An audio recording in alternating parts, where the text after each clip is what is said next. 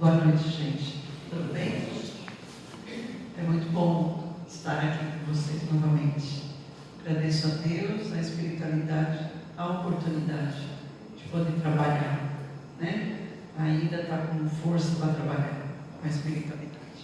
Bom, hoje nós vamos falar um pouquinho sobre o futuro e o nada, sobre algumas crenças que foram criadas e alguns equívocos que foram cometidos, tá? Mas antes da gente começar, eu vou trazer uma questão para a gente pensar, tá? Então vamos lá. O ser humano nasce, né? Aí o que ele faz? Ele vive, ele pensa, ele age, né? E ele evolui. É para isso que a gente vem aqui, né? Isso é muito bom, né? Quando a gente consegue na nossa vida fazer tudo isso daí. Mas qual é a grande certeza da nossa vida? O ser humano morre, né? Essa é a grande certeza da nossa vida. O ser humano morre. Isso é uma hipótese? Não, é uma certeza.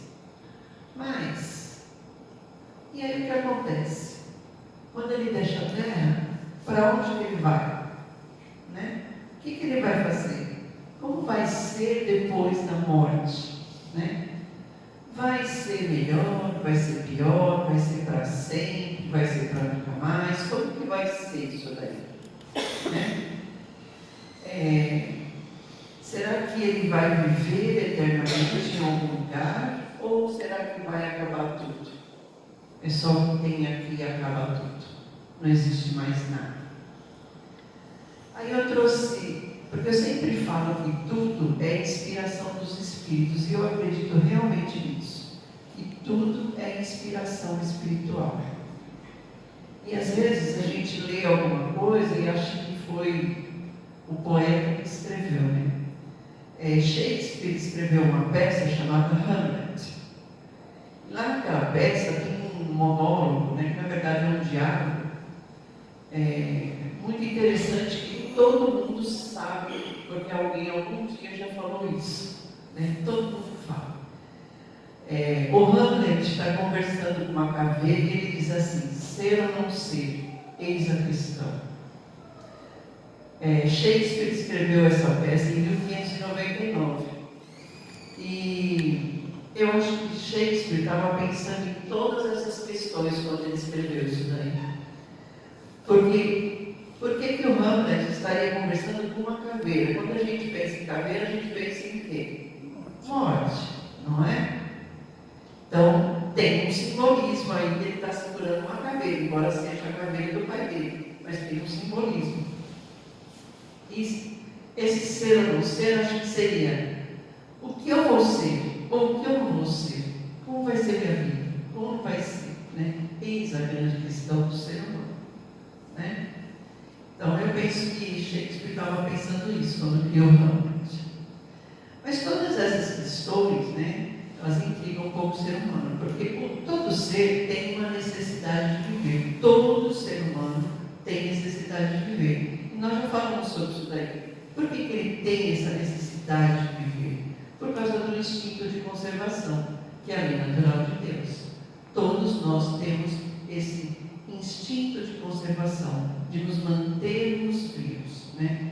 Por exemplo, se você chegar para alguém que está à beira da morte e falar para ele assim: olha, você não vai morrer, você vai viver mais um pouco, você vai ser mais feliz do que antes, você acha que ele não vai gostar? Que ele não vai agradecer? Que vai ficar feliz? Lógico que vai. Vai falar: não, deixa eu morrer aqui, não quero viver mais, deixa eu morrer, né? Então, todos nós temos esse instinto de continuarmos vivos. Mas, qual seria o objetivo de Deus de ter dado a todos os seres vivos esse instinto de conservação, essa necessidade de continuar vivendo? Por que Deus colocou essa fagulha aí dentro da gente, né? Da gente sempre ter que continuar vivendo? Por dois motivos. Primeiro motivo, porque Deus quer que nós contribuamos com os seus propósitos. É para isso que Ele cria todos os seres, para que todos possam contribuir com os seus propósitos. É para isso que o Espírito reencarna. É o dever dele, trabalhar e contribuir com os propósitos de Deus. Em segundo lugar, para que o Espírito perceba que a vida é necessária ao aperfeiçoamento dele. A vida é necessária ao seu aperfeiçoamento. Então, todos os seres vivos sentem esse instinto de continuar vivendo de qualquer forma, porque, queira ou não, ele sabe que ele precisa continuar vivendo para que ele possa evoluir. E todos os seres evoluem, todos. Desde a ameba, ela evolui. Todos foram criados para evoluir. E dentro dessa vida, dessa necessidade de viver, foram criadas muitas crenças e muitos pensamentos.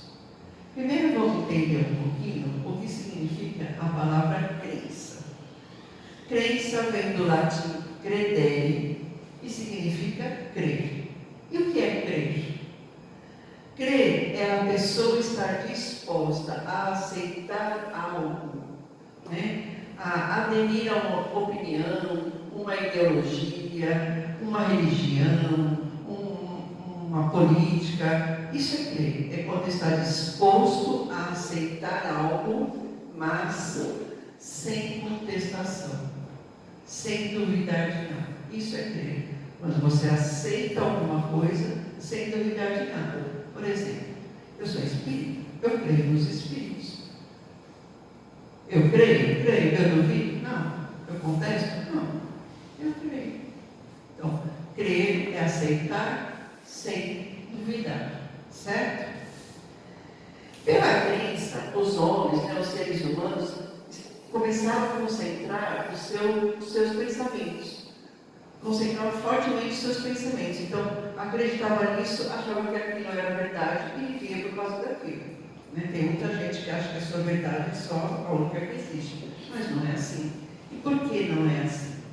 Porque simplesmente crer não significa ter conhecimento. Não é porque você crê que aquilo seja verdade, que você conhece todos os fatos e que aquilo realmente seja verdade. Certo? Então, simplesmente crer não pode significar ter conhecimento. Ter conhecimento é um pouco mais.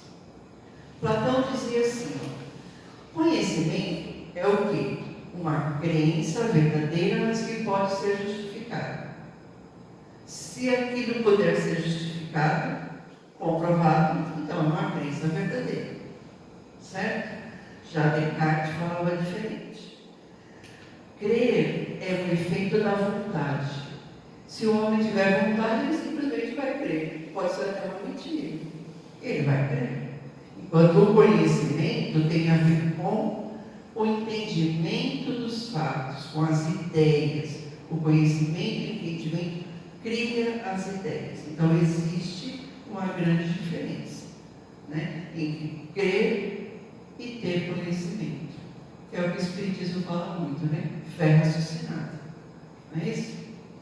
A grande questão é que muitos homens criaram pensamentos que levaram a humanidade a crer sem buscar conhecimento.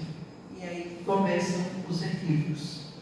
Fazer com que o homem creia sem buscar conhecimento, para poder manipular, para poder comandar. Então, aí a coisa fica difícil. Nessa questão das crenças, por que surgiram as crenças? Primeiro, porque o homem se preocupa muito com o dia de amanhã. Então, se o homem vive preocupado com o dia de amanhã, todo mundo se preocupa com o dia de amanhã. Se tem essa inquietação com um dia de 24 horas, imagina o que a gente vai pensar em relação à eternidade. Ninguém pensa que o que vai ser depois, o que vai ser de mim depois que eu morrer? Todo mundo pensa, Eu penso. Eu estou juntando meus bônus horas lá, que eu quero ir para alguma colônia boa aí. Então, todo mundo pensa nessa questão, do que vai ser depois. Nesse sentido, as crenças, né, religiosas, filosóficas, eles apresentaram para a humanidade 5 alternativas.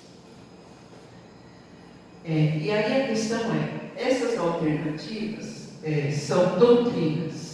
E dentro dessas doutrinas existem as ramificações, existem as religiões. Certo? Então, quais são as 5 alternativas?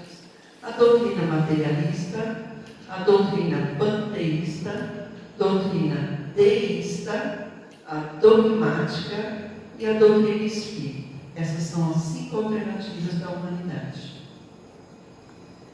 Mas eu vou tentar explicar um pouquinho de cada uma para vocês, mas eu vou trazer essas alternativas para que vocês tenham conhecimento de causa e possam discernir. Então eu quero trazer para vocês, para que vocês possam discernir com conhecimento de causa. E aí, pode escolher, né, a qual corresponde mais com as aspirações e com a sociedade, com as necessidades da sociedade. Eu creio que todos aqui são espíritos, né? Então, mas eu vou explicar as outras, porque é sempre bom a gente saber, né? Então, eu vou falar um pouquinho da doutrina materialista. Lembra que eu estou falando das crenças e os seus equívocos. Eu vou fazer muita pergunta agora, tá? Então, mas é assim, para vocês pensarem. Então, o que a doutrina materialista prega? Bom, a doutrina materialista acredita que existe um princípio inteligente. Mas esse princípio inteligente, ele é propriedade da matéria. Tá? Para o Espiritismo, o que é o princípio inteligente? É a alma, é o espírito, é o ser pensante. Tá? A doutrina materialista acredita que existe um princípio inteligente, só que ele é propriedade da matéria. Isso quer dizer o quê? Que ele nasce e morre na matéria. O corpo material nasceu, nasce o princípio inteligente. Morre o corpo material, morre o princípio inteligente. Ou seja, o homem não é nada, nem antes nem depois da matéria. Ele só existe enquanto existe a matéria. É isso que o materialismo tem. Tem sim o princípio inteligente, mas só vive enquanto o corpo está vivo, depois é nada. Né? Eu vou falar bastante do nada, no final eu falo do futuro. Tá? Então, para o materialismo, existe esse princípio da vida material orgânica. E ele, né, tem existência própria, mas ele cessa a vida quando o corpo material morre. Ele só existe enquanto corpo material. O que existe para o materialismo são apenas os gozos materiais, esse Deus matéria. E existindo esse Deus matéria, você não precisa prestar conta para eles, porque eu nasci e eu vou morrer, depois não tem nada, então eu não tenho que prestar conta de nada. Não tem consequência nenhuma. O que eu fizer, tá tudo bem. Não tem consequência. Né? Então, essa doutrina, o que ela acaba fazendo? Né? Ela acaba rompendo os laços morais com a morte. Porque assim, o que eu fizer aqui, quando eu morrer, vai acabar tudo. Então, o que eu vou fazer? Posso fazer o que eu quiser, né? Porque os laços morais são rompidos com a morte, né? Tudo fica esquecido. As misérias da vida também. Não existe compensação para os sofrimentos e nem esperança de melhora. Quer dizer, se você nascer com uma deficiência física, se você nascer cego, você vai ser cego a vida inteira e você não vai melhorar nunca. Você não tem oportunidade de melhora. Você nasceu, é assim, morreu, acabou, pronto. Não existe uma possibilidade de melhora. Então, para o materialismo, cada um tem que viver para si o melhor possível enquanto existir a matéria, porque quando não existir mais, você não vai existir mais, ao princípio você não existe mais. Né? E aí, para o materialismo, o suicídio acaba se tornando um fim racional e lógico. Por quê? Porque eu posso fazer o que eu quiser. Não vai acontecer nada comigo. Eu não vou para lugar nenhum, acaba tudo. É como se, né? Soprou, acabou. Então eu posso fazer o que eu quiser. E aí é que vem o grande problema. Porque o freio social fica condicionado a esse poder material da lei civil. Quem tem mais poder material, anda mais. É isso que o materialismo prega, né? Então, é uma doutrina difícil, mas existem materialistas, né? Dentro do materialismo, tem o niilismo, que ele é um pouquinho mais brando, mas é muito parecido. O que é nihil? Nihil vem do latim e significa nada. Nihil. Então, o niilismo, o que é o niilismo? É assim, é a negação ou a descrença absoluta em relação a qualquer valor, a qualquer princípio da vida. Seja valor religioso, seja moral, seja político, seja social. O niilismo nega tudo isso daí. Por quê? Porque ele não acredita. É descrença absoluta, né? Alguém já ouviu falar do Nietzsche? Nietzsche era um filósofo alemão, Friedrich Nietzsche, né? Ele é bem famoso no meio literário. O Nietzsche era nihilista e ele definiu o nihilismo assim: a falta de convicção do ser humano após a desvalorização de qualquer crença. Então, o próprio ser humano desvaloriza aquele princípio, aquele valor daquela crença, e ele acaba negando, e ele acaba passando a acreditar em quê? Em nada. É a descrença absoluta. Então, essa desvalorização acaba transformando o ser humano com a consciência do absurdo, com a consciência do nada. É uma incredulidade absoluta, como se ele só voltasse para ele a força material. Então, resumindo, o niilismo é a descrença, a incredulidade absoluta mantida pela força material. Então, é uma vertente, uma ramificação do materialismo, né? Mas, aí eu pergunto para vocês, se isso se tornar a opinião da maioria, o que vai acontecer com a sociedade? Ela vai estar em dissolução, vai acabar. Por quê? Porque quem é que vai respeitar os direitos do seu próximo, do seu semelhante? Ninguém. Eu não acredito em nenhum princípio, né? Então não vou respeitar nada, né? Então o niilismo, igual ao materialismo, ele rompe definitivamente os verdadeiros laços de solidariedade e de fraternidade que são necessários para as relações sociais, né? Então, materialismo e niilismo é uma doutrina de fora, né? Está fora, né?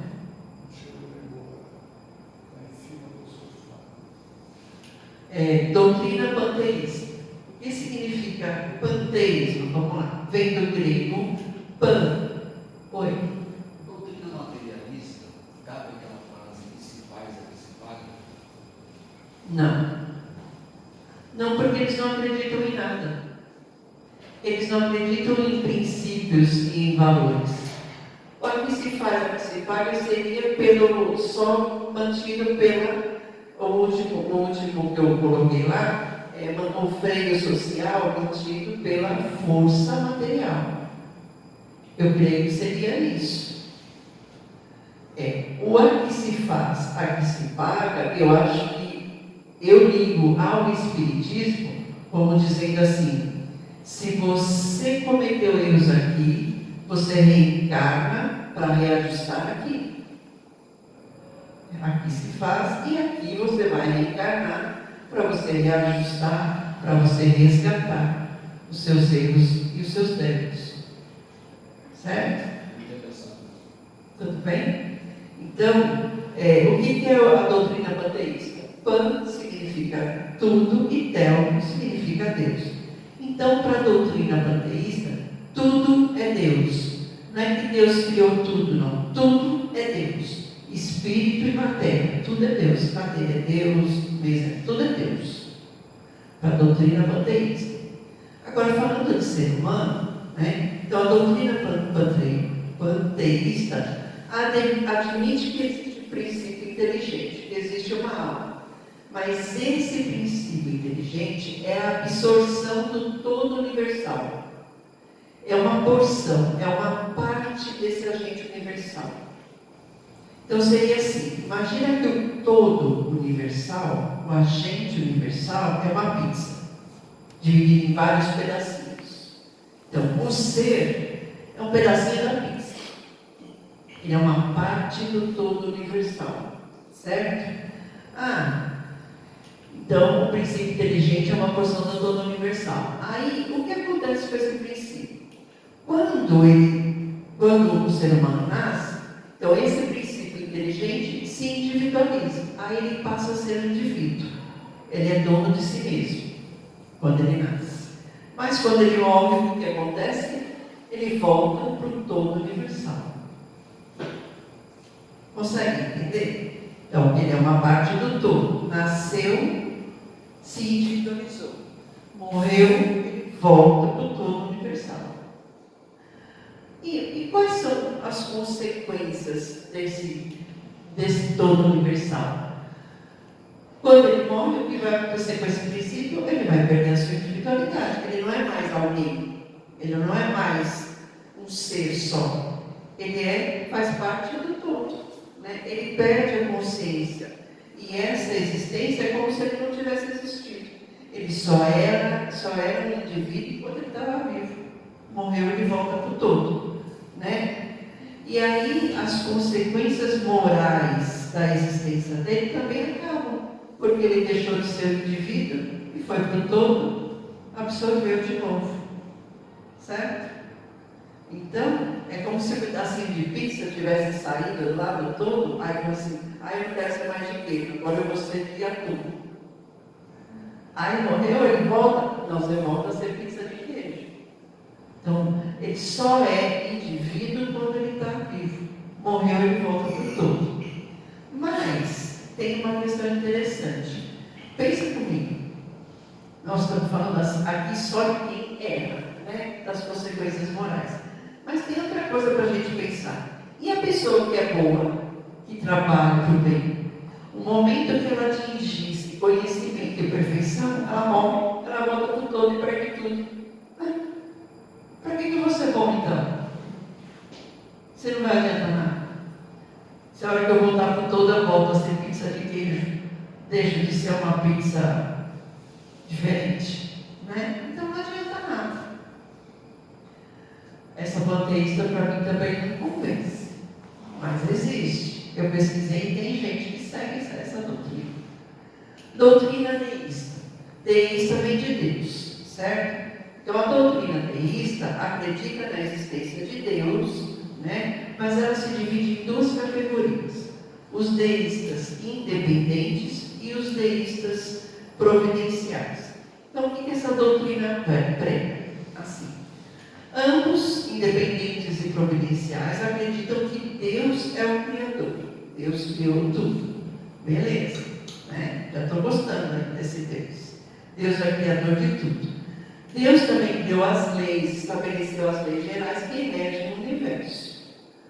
Mas o que tem de não tão bom nessa doutrina? Bom, Deus criou tudo, estabeleceu as leis, aí os deístas falam assim, a partir daí, as leis funcionam sozinhas. As criaturas fazem o que querem. Deus não se ocupa com a sua criação, não toma providências. Quer dizer, virou Pilatos, né? Criou todo mundo, criou as leis, agora se vira, vou lavar minhas mãos. Opa, peraí. Né? Agora então eu posso fazer o que eu quiser. Aí os providenciais, que são diferentes do deístas, eles acreditam na intervenção de Deus e pedem essa intervenção constante de Deus na sua criação. Mas eles não admitem qualquer religião, não admitem praticar qualquer religião. Então o papo deles é direto com Deus. Se você vier falar alguma coisa para mim sobre religião, não vou praticar nada. Meu papo é com Deus direto. Então, peraí, fica difícil assim, né? Por que os deístas são assim? Porque eles só acham que dá para você entender Deus pelo uso da razão. Eles só usam a razão.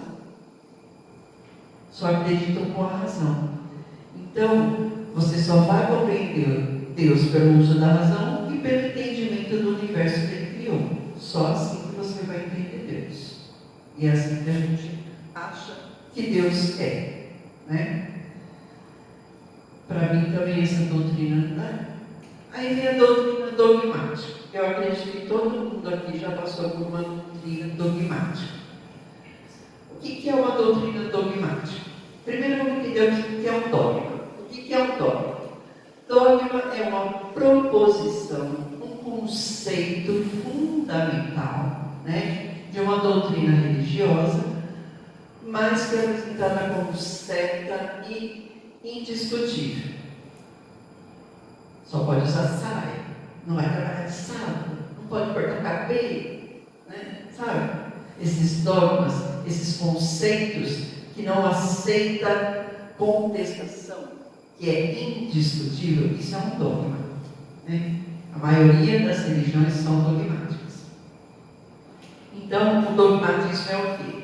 É o conjunto de preceitos de caráter incontestável. Se você for numa igreja evangélica, eles falam, se você quiser fazer parte e ganhar o céu, você vai ter que dar 10% do seu pagamento todo mês, você tem que vir, você tem que ir na rua bater nas casas, então, isso é uma doutrina dogmática. O catolicismo também é dogmático, e também apresenta muitos dogmas a serem seguidos, né? Então, para essa doutrina, existe um Deus criador e existe a alma. Eles acreditam que existe a alma, certo? Essa alma é independente da matéria. Quando morrer a matéria, ela vai para algum lugar. Aí vem o ponto importante. Para essa doutrina dogmática, cada alma é criada no momento do seu nascimento. A doutrina dogmática. Então, existe Deus, que é o Criador, existe a alma, ela é independente da matéria, mas cada alma é criada no momento do nascimento. Quando morre, ela sobrevive, conserva sua individualidade e vai para onde? O que acontece com essa alma? Vai esperar o juízo final. Deus do céu, faz milhões de anos que tem alma esperando o juízo final lá, né? E também, sabe o que eu fiquei pensando? E quando eu fui católica, né, que eu fui batizada, aprendi muita coisa no catolicismo e tal, eu sou espírita há 30 anos, mas antes eu era católica. Agora eu fiquei pensando, falei assim, se Deus cria a alma no nascimento, Deus não para de trabalhar, né? Porque nascem milhões de pessoas por dia, todo dia está nascendo milhares de pessoas, então todo dia ele está criando alma. Aquela história de descansou no sétimo dia não existe, não é verdade? Por quê? Ele parou de trabalhar? Não, está criando alma, é o que diz aqui. Então é meio difícil você aceitar esse tipo, né? Aí tem uma outra questão, né? A outra questão é que por toda a eternidade, o ser vai levar com ele o que ele foi durante a vida terrena. Porque a doutrina dogmática não acredita em reencarnação. Então, ele vai levar com ele tudo que ele foi aqui na Terra. Então, morreu, ele vai ficar esperando o juízo final lá em algum lugar. Se ele era intelectualmente deficiente, ele vai ficar lá sentado por milhões de anos, esperando o juízo final do jeito que ele foi aqui. Isso é a doutrina dogmática para ele. Não existe uma oportunidade de progresso espiritual. Não existe uma oportunidade de melhora, de reparação. Né? Essa doutrina separa definitivamente os condenados e os eleitos. Toda doutrina dogmática fala que existem os maus, que são os demônios, que vivem no inferno, né? E existem os bons, que são os anjos, né? São almas privilegiadas, estão isentas de qualquer provação, né? Porque já são perfeitas. Aí eu fico me perguntando, bom, eu não sou má, né? Eu não sou demônio, mas eu também não sou perfeita, eu sou boa totalmente, eu sou um anjo. Para onde eu vou? Onde eu vou ficar? Não é verdade? Você não pensa assim? Onde eu vou ficar? Eu não sou nem mal para ir para o inferno, nem bom para ficar lá no paraíso. Então, aí a doutrina dogmática traz uma consequência consequência muito séria. A consequência da doutrina dogmática é não trazer solução para graves problemas. Ela não traz respostas. Quer ver? Vou perguntar para vocês, ó. De onde será que vem essas disposições inatas, pessoas que já nascem desse jeito, seres que já nascem bons ou maus, seres que já nascem inteligentes ou idiotas, né, sem inteligência, com deficiência mental, ou seres que nascem perfeitos com deficiência? De onde que vem isso? Ah, Deus errou na hora de criar a alma? Opa, essa daqui ficou defeituosa, ficou com uma perna menor, vai assim mesmo? É isso que Deus faz na hora de criar a alma? De onde que vem essa disposição, isso do ser nascer desse jeito? Né? Outra coisa, qual que é a sorte das crianças que morrem novinhas, bem novinhas? Quer dizer que então elas vão viver eternamente felizes porque não deu tempo de errar, não deu tempo de pecar? Vai ser anjo sempre? Vai ficar lá no parque de diversão, lá no céu, eternamente, esperando o juízo final? O que acontece com as crianças? Né? E a sorte dos deficientes mentais que não têm nem consciência dos seus atos, não sabem nem o que estão fazendo. Eles nunca vão saber que eles existem, nunca vão ter consciência de si mesmos. E a sorte daqueles que morrem num estado de inferioridade moral, como marginais, bandidos, né, sequestradores, de repente morrem no confronto com a polícia. Eles vão permanecer na inferioridade eternamente. Eles vão ser bandidos eternamente. Vão ser demônios? Acho que sim, né? E aí a gente passa. Então, a gente pensa assim, nesse caso, então Deus não estaria sendo injusto com as almas? Ele não estaria sendo injusto? Então quer dizer que Deus cria almas, umas mais favorecidas do que as outras? É diferente? Vocês se adiantarem, gente. Vocês vão ter que ouvir minha palestra. Ou ainda, Deus nega aos menos favorecidos a oportunidade de se melhorarem? Que Deus é esse? Não pode ser assim, né? Então, a maioria das doutrinas dogmáticas acabam pregando isso. E aí a gente vai para a quinta doutrina, que é a doutrina espírita. Então, o que a doutrina espírita veio fazer para nós? A doutrina espírita é uma doutrina espiritualista que busca engrandecer as ideias, ampliar o pensamento e o conhecimento. Porque tudo que ela explica é de forças materiais, de forças espirituais, desculpa. Que triângulo de forças espirituais é esse aí? É a ciência, a filosofia e a religião. Por que usa a ciência e a filosofia? Porque esse é o campo nobre de investigações humanas na Terra, de natureza intelectual, para o aperfeiçoamento humano. E por que precisa da religião para a ciência e para a filosofia? Porque a religião é o ângulo divino, porque restaura o Evangelho de Jesus, porque promove a renovação definitiva, traz para o homem a oportunidade de se engrandecer, de se melhorar para o seu futuro espiritual. Opa, peraí, tem uma doutrina falando de futuro, até agora eu falei de nada, né? Todas elas encaminham a gente por nada, mas tem uma doutrina que encaminha a gente para o futuro espiritual. Então a doutrina espírita e o futuro, por estar alicerçada na ciência, na filosofia e na religião, nesse ângulo divino, apresentam um futuro em condições lógicas e dignas. Nos seus ensinamentos, né, o Espiritismo demonstra para a gente a grandeza de Deus, a grandeza do seu amor, da sua justiça e da sua infinita bondade. De que forma o Espiritismo mostra para a gente a grandeza do amor de Deus? Quando ele diz assim: a alma é livre para escolher o que ela quiser fazer. O pai que ama seu filho deixa seu filho livre para escolher. Então, como que o Espiritismo mostra o amor de Deus? Dizendo que a alma é livre para escolher entre o bem e o mal. E como que o Espiritismo demonstra a justiça de Deus? Falando assim: você é livre, mas você é responsável por seus atos. e você vai ter que arcar com as consequências das suas escolhas. Aí está a justiça de Deus. Mas Deus é infinitamente bom.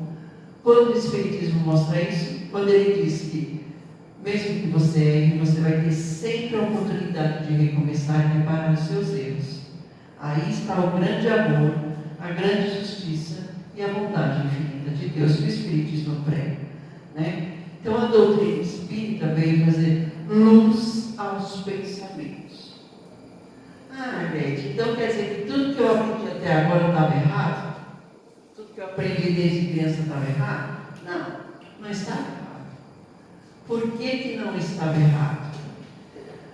Porque todas as religiões, ou melhor dizendo, todos os pensamentos e todas as crenças, eles estavam em sua origem de acordo com o adiantamento moral e intelectual dos homens.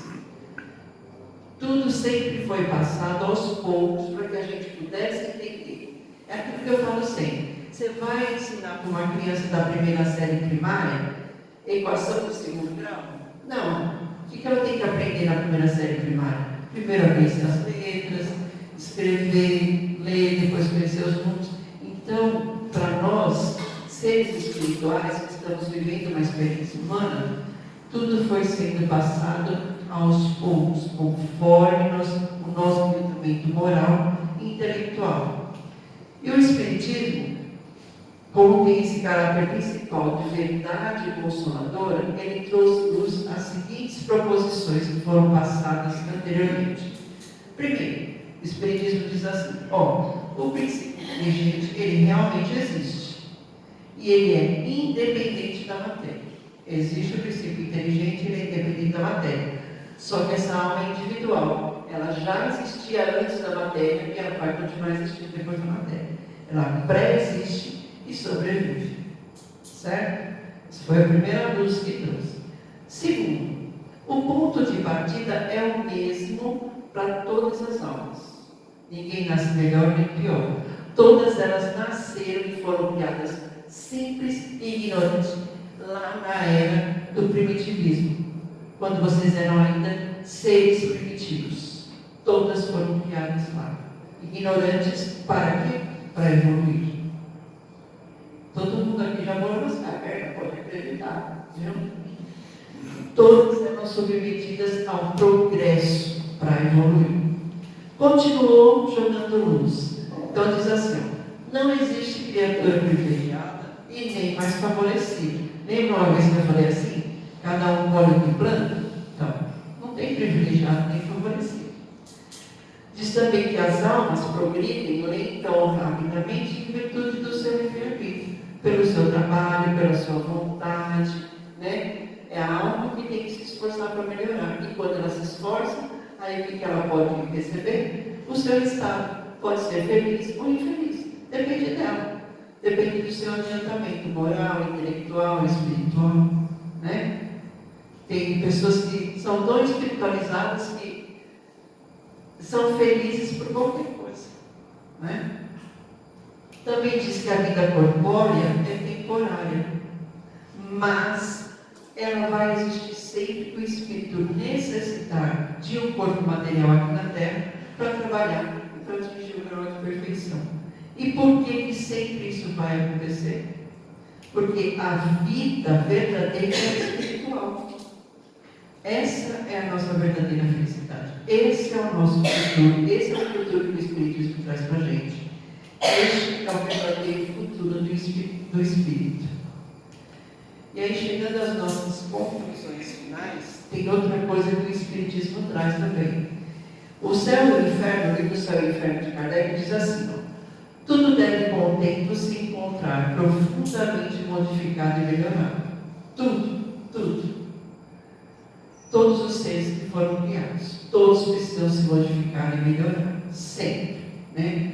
Por isso, nenhum homem pode perder a crença no futuro, mas precisa se preparar à luz de uma doutrina que possa trazer esclarecimento. E de que forma é isso? Uma doutrina que seja o resultado da observação dos fatos, que traga conhecimento para que o ser humano possa decidir. Uma doutrina que possa unir todas as opiniões. E uma doutrina que conduza à unidade da crença. Por que a unidade da crença? Porque Deus é um só. Só existe um Deus, né? Não baseado em hipótese, mas numa certeza. A certeza que o Deus é um só, né? E aí, quando você se dedicar a uma doutrina, essa doutrina também vai buscar um ponto muito importante, que é a unificação. Mas que tipo de unificação? Feita sempre pensando na sorte futura das almas, pensando nos espíritos e nas almas.